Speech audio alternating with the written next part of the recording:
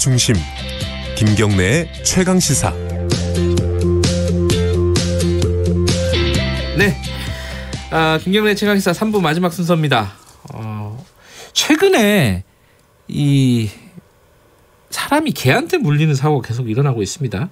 지난달에 최근에 뉴스에 나와서 화제가 되고 있는데 논란도 되고 있죠. 용인의 한 아파트에서 3살짜리 여자아이가 개한테 물려가지고, 근데 그 개가 또 전력이 있었다고 하고요. 그리고 또 그 개를 안락사를 시켜야 되니 많이 이런 또 논란도 계속 이어지고 있습니다. 제도적인 부분도 그렇고 현실적으로 이게 어떤 대책이 필요한지 좀 얘기 좀 나눠보겠습니다. 건국대 수의대 겸임교수이시고요. 그리고 동물행동치료병원 운영하고 계시는 이혜원 교수님 스튜디오에 직접 나와 계십니다. 안녕하세요. 안녕하세요. 네, 그 폭스테리어였죠? 최근에 논란이 됐던 그 개가요. 네, 그죠? 맞습니다. 예. 근데 그 폭스테리어가 원래 조금 사나운 개인가요? 그런 뉘앙스로 보도가 되는 경우도 있더라고요. 아니요, 그렇지 않습니다. 그렇진 않아요. 네네. 네. 폭스테리어가 영국에서 이제 여우 사냥에 이제 이용이 되었었던 사냥 네. 보조를 했던 개들인데요. 네. 근데 그 개들이 이제 굉장히 민첩하고 이제 그 움직임에 민감하게 반응을 해요. 네. 근데 제가 그 영상을 봤는데 이 굉장히 좁은 어떤 통로에서 갑자기 이제 아이가 튀어나오니까 이제 이 개가 반응을 한 거죠. 탁 가가지고서 이제 허벅지를 물었는데, 그러니까 이런 기질을 보호자분이 예전부터 알고서는 그거에 대한 교육을 하셨어야 하거든요. 그러니까 개한테. 네네. 예. 그러니까 이제 좁은 공간에서 이제 갑자기 어떤 어떤 자극이 생긴다. 그랬을 때 그거에 이제 최대한 이제 반응하지 않도록 하는 이제 차분하게 이렇게 가만히 기다리게 하는 그런 훈련들을 미리 하셨었어야 합니다. 근데 최근에 그 사건이 나고 나서 굉장히 유명한 분이죠. 대중적으로 그 개통령이라고 불리는 동물 훈련사. 그러니까 근데 이분의 평소의 지론이 세상에 나쁜 개는 없다. 이런 지론이었어요. 근데 되게 놀란 거는 이번 사건을 보면서 강영욱 씨가 아니 저 개는 안락사를 시켜야 되는 것 같다라고 얘기를 했단 말이에요. 그리고 그 개 주인도 굉장히 반발하고 있고, 전문가 보시기에는 어떻습니까? 이 논란에 대해서는? 그러니까 안락사를 결정하는 것은 굉장히 신중해야 합니다. 왜냐하면은 이 공격성의 종류가 굉장히 다양하고 어떤 상황에서 어느 정도의 공격성을 보였는지 우선은 평가를 하고 분석을 해야 되거든요.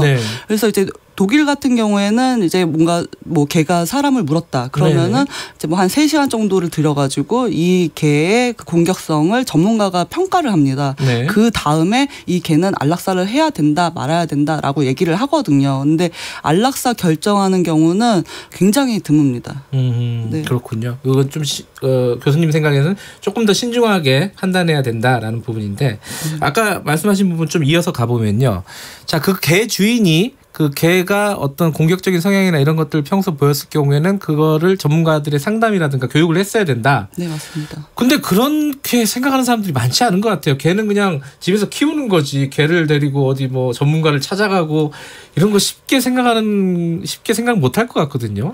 그러니까 우리나라가 반려동물 산업이 굉장히 빨리 발전했어요. 근데 이제 반려동물 그 문화나 인식은 아직 그 초기 단계이거든요. 그러니까 보호자분들이 아셔야 되는 게, 말이 통하는 사람 아이도 굉장히 인내심을 갖고 시간을 들여서 교육을 시켜야 되거든요. 근데 말이 통하지도 않는 개가 마치 타노스의 장갑처럼 딱 하고서는 이렇게 행동하고 저렇게 행동하고 로봇처럼 움직이는 거는 말이 안 됩니다. 그러니까 강아지 때부터 굉장히 이제 인내심을 갖고 시간을 들여서 교육을 시켜줘야지 이 강아지가 이제 이 공공 사회에서 이제 그 어떤 공격성이나 이런 게 발현이 안 되고 제어가 되는 거거든요. 그러니까 개나 반려동물을 키우려면 그 정도의 책임이 있어야 된다. 그렇죠. 보호자분이 스스로 책임감을 갖고 이제 꾸준히 교육을 시켜주셔야 합니다. 근데 그게 이제 사회에서 하라고 한다고 하는 게 아니라 어떤 일정 정도의 규제라든가 처벌이라든가 이런 게 있어야지 좀 문화가 굳어지지 않겠습니까?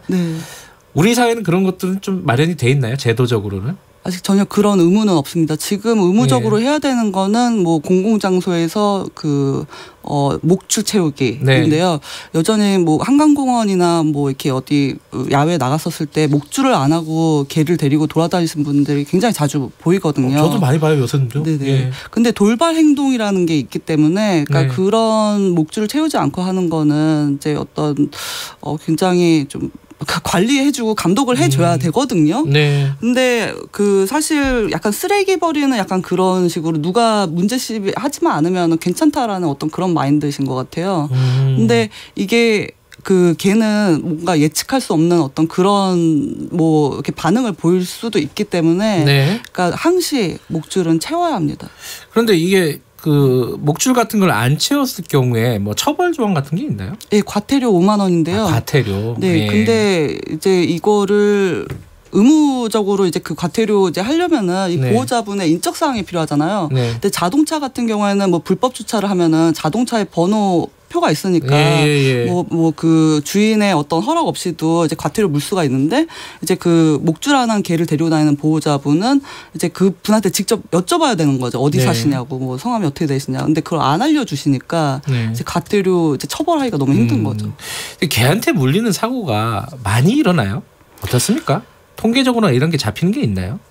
통계적으로 잡히긴 하는데, 그러니까 지금 한 최근 몇 년 사이에 증가하고 있긴 하거든요. 근데 그 이유가 이제 최근 한 4, 5년 사이에 이제 그 반려견들을 이제 산책을 매일 시켜줘야 한다. 어떤 그런 인식이 생겼어요. 그 전에는 집 안에서만 키웠었거든요.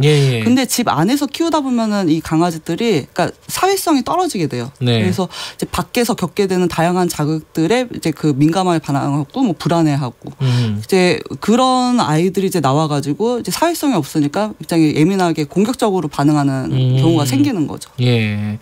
그러면은 요번 사건 같은 경우에 그 개가 전력이 좀 있었대요. 그 전에도 그런 어떤 주위에 다른 사람 물거나 이런 전력이 있었다 그러는데 그런 개들은 이 입막에 남들 못 물게 이런 걸 좀 의무적으로 하게 해야 되는 거 아닌가요?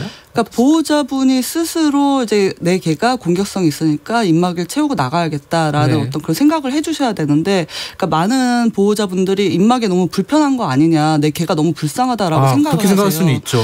근데 그러니까 입막에 그 훈련이 따로 있거든요. 애들이 이제 그 편하게 입막이를 할 수 있도록 이제 단계적으로 이제 그 훈련하는 법이 있는데, 그러니까 이게 조금 시간이 걸릴 수는 있어요. 그래도 해 주셔야지. 그러니까 입막이를 전혀 안 하고 나갔다가 물림 사고가 발생하면은 그러니까 이렇게 그 안락사 얘기까지 번지게 되니까 먼저 좀 예방을 노력해 주셨으면 근데 모든 좋겠습니다. 개가 다 입마개를 할 필요는 없는 거잖아요. 모든 개가 입마개를 할 필요는 없고요. 지금 현재 법상으로는 이제 그 맹견이라고 하는 그 5 품종에 대해서만 입마개가 의무화가 되어 도사견 있습니다. 같은 그런 도사, 뭐 핏불테리어, 로트와일러, 뭐 그리고 잡종들이요. 그 5가지의 품종 말고는 의무적으로는 아니다. 근데 지금 여기 지금 문제가 됐던 요번에 문제가 됐던 개는 그 품종이 아니잖아요. 전혀 아니죠. 12kg밖에 안 나와요. 그러면은 뭐 의무적으로 할 필요가 없는데 주인이 하질 않았을 거 아닙니까, 그죠? 상식적으로 생각하면은. 그래도 타인에게 해를 끼치면 안 되죠. 내 개가 공격성을 보이고 그 밖에서 다른 사람 물 수도 있다라는 그런 생각을 조금이라도 든다면은 그 순간부터 입마개 훈련을 좀 해주셔야 합니다. 저는 개를 키우지 않는데요. 그러니까 개를 키우지 않는 사람 그런 생각이 들 수도 있을 것 같아요. 아니 이렇게 사람이 다치면은 처벌을 엄하게 해야 되는데 처벌이 엄하지 않으니까 이렇게 뭐 입마개도 안 하고 이렇게 좀 허술하게 하고 다니는 거 아니냐, 목줄도 안 하고 처벌을 강화해야 되는 거 아니냐라고 생각할 수 있을 것 같아요. 전문가가 보시기엔 그건 대책이 된다고 보십니까? 우선은 그 처벌 강화가 최근 2년 사이에 지금 이제 새로 얘기가 되고 있거든요. 뭐 형사처벌 관련해서도 얘기가 되고 있는데, 근데 그 형사처벌이 실제로 이루어지지는 않았어요. 아직까지는. 아, 그래요? 네네. 근데 이제 그 우선은 처벌도 같이 이제 강하게 이제 나가야 되겠지만 보호자분이 스스로 책임감을 갖고 내 개가 왜 이런 공격성을 보이는지, 어떤 상황에서 보이는지, 그러니까 그거를 이제 보호자분이 일반인이 그거를 그러니까 그 분석하기는 힘들거든요. 그래서 전문가를 찾아가서 분석을 받아야 합니다. 그러니까 개가 다른 사람을 물었을 때 개 주인이 처벌을 받는 법조항이 통과된 지가 얼마 안 됐어요, 사실. 네, 그렇죠? 맞아요. 그래서 아직까지 이제 실효성 있게 진행이 되지는 않는 것 같은데. 어쨌든 뭐 그런 어떤 처벌 문제와 그 개 주인의 어떤 책임감 이런 것들이 동시에 좀 진행이 돼야겠죠. 굉장히 중요합니다. 예. 마지막으로 요건 좀 약간 생활의 팁인데요. 요거 마지막으로 그 개 만났을 때 개가 막 으르렁거리고 막 그럴 때 있잖아요. 네네. 그리고 주인은 어디 가는지 모르겠고 막 네. 그럴 때가 있습니다. 가끔 공원 네. 같은 데서. 맞아요. 어떻게 해야 됩니까? 우선 그 개는 지금 그 앞에 있는 그 사람만 보이는 상황인 거예요. 그 주변에 아무것도 안 보여요. 근데 이 사람이 뭐 그 갑자기 등을 돌려가지고서는 등을 보이고서는 빠른 속도로 뛰어가면은 이 개는 그거에 자극을 받아서 오히려 쫓아가게 되거든요. 그래요? 예, 그래서 이제 그 앞에서 이제 그 개가 으렁거리고 뭐 짖는다 그러면은 우선 시선을 살짝 옆으로 피하면서 다시 그 개를 보고 이제 약간 번갈아 가면서 이제 그 시선을 주면서 천천히 뒷걸음으로 이제 그 가야 되거든요. 멀어져야 그래요? 돼요. 그렇지 않으면은 오히려 다른 어떤 행동들로 인해 가지고 이제 그게 어떤 발동, 공격성이 시작되는 어떤 그 촉진제가 될 수가 있습니다. 그래서 최대한 시선을 잠깐 피했다가 그 개를 보면서 천천히 멀어지셔야 됩니다. 무섭다고 확 도망가 버리면 더 큰일 날 수가 있군요. 네, 뒤에서 달려와서 공격하게 됩니다. 알겠습니다. 개 키우고 계신 반려견 키우고 계신 주인분들도 어떤 책임감을 가지는 그런 네. 마음을 좀 가져야겠습니다. 오늘 말씀 감사합니다. 네, 감사합니다. 이혜원 건국대 수의대 겸임교수.